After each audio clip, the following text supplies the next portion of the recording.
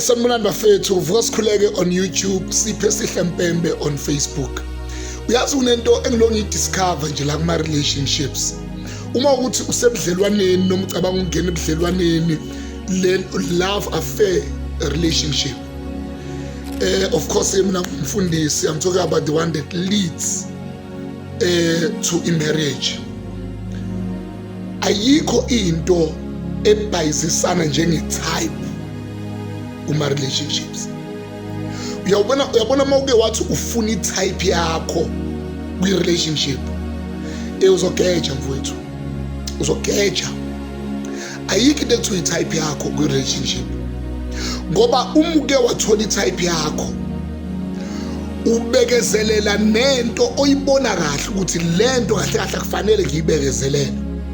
Usungasayibekezeleli ukuthi ngoba umuntu uyamthanda, ngoba la kwi-relationship fanele singene ngoba sithandana.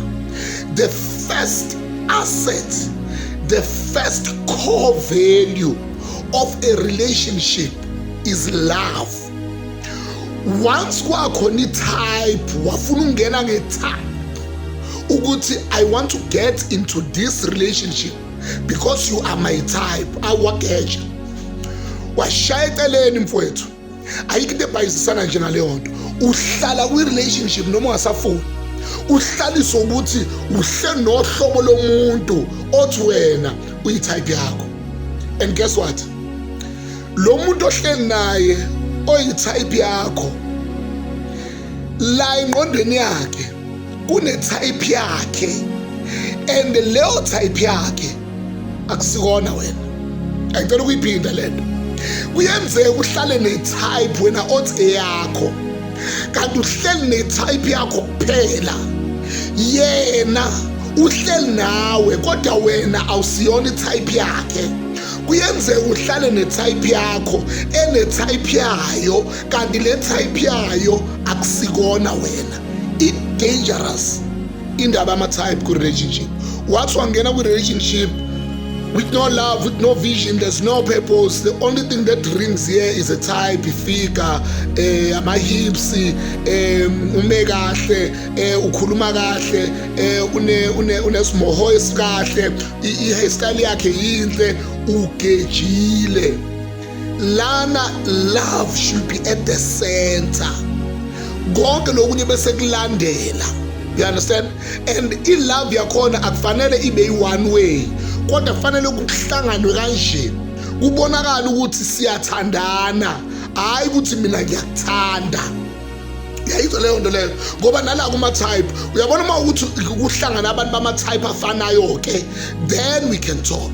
Kodwa lana fanele kube ukuthi mina ngiyakuthanda, nawe uyangithanda.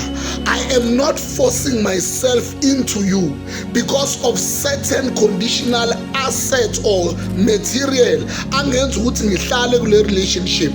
Kunabantu abazithola bekuma-relationship abawakhande bona, they forced the relationship to happen ngoba efuna ukufeza into zakhe noma efuna ukugcwalisela abantu abathile ukuthi usekwi-relationship futhi, kanti ukwi-relationship ezomlimaza ahlale noma engasathandi, ngoba umeke waphuma uzibona ehlekwa ngenxa yokuthi ungene kwi-relationship ye-type. Ungangeni kwi-relationship because i-relationship iyi-type yakho.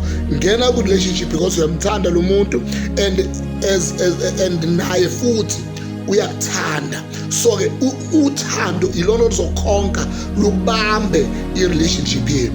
Uma kwangena kwi-relationship ye-type, uzothola lowo muntu loyo nawe une-type yakhe, and i-type yakhe guess what, akusikona wena. Vuka sikhuleke on YouTube, Siphe Sihle Mpembe on Facebook.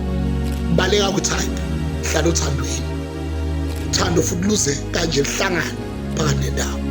God bless you.